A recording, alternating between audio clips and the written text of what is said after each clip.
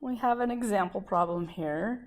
What is the diameter of a copper sphere that has the same mass as a 10 centimeter by 10 by 10 centimeter cube of aluminum? So ultimately, I can say I want the mass of this copper sphere to equal the mass of the aluminum sphere. Now, from the test notes, I've already pulled values off. For copper, the density is 8920 kilograms per meter cubed. From the test notes in the periodic table, copper, it says 63.546 in the bottom of the square, so that's the atomic mass unit, or the grams per mole. I don't know for sure which of these I necessarily want.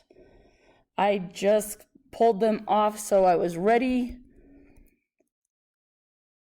Aluminum, its density 2,700 kilograms per meter cubed and 26.981538 atomic mass units or grams per mole. So the diameter of the copper sphere that has the same mass as the cube of aluminum. Now, in terms of relating this to a sphere and a cube, that makes me think of volume.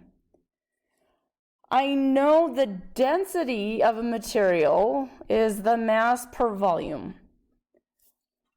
So the volume would be the mass per density. Or mass would be density times volume.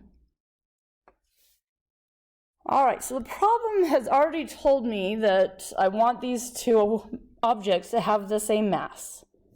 So for copper, I'm going to put in the density of the copper times the volume of the copper.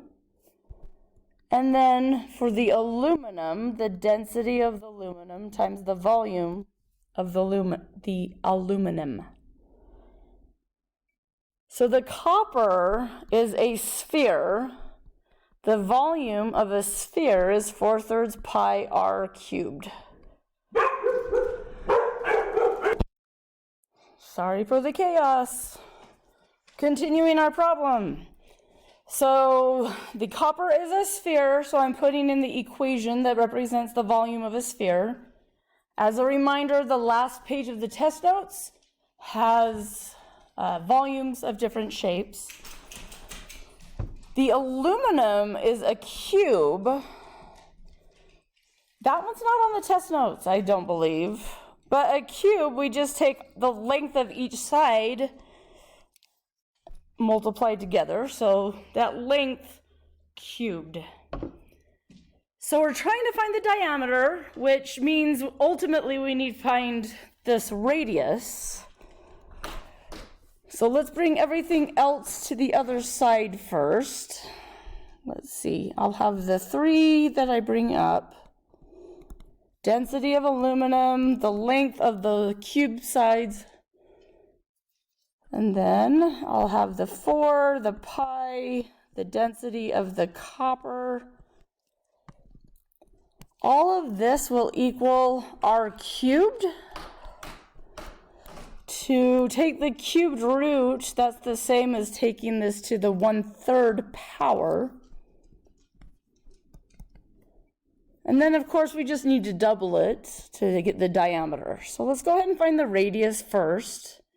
So the density, I want the density of copper, the 8920 kilograms per cubic meter.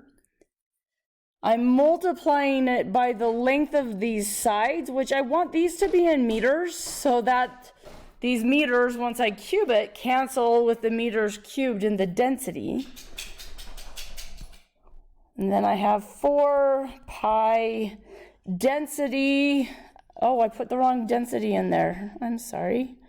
This one should be the aluminum, the 2700. And then the bottom is the density of the copper.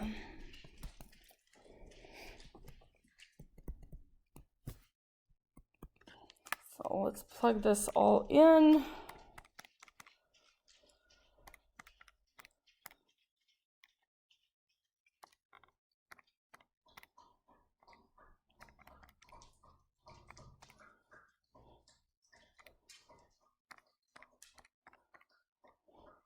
I'm getting 0.04165. This will be in meters.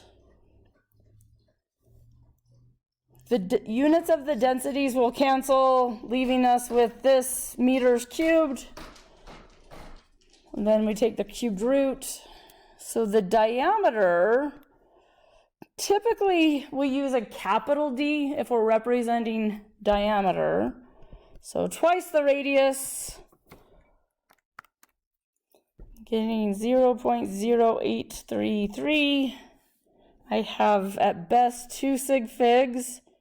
So this diameter, I can either say 0.083 meters, or I can convert it to centimeters. Either way is fine. So this diameter needs to be 8.3 centimeters.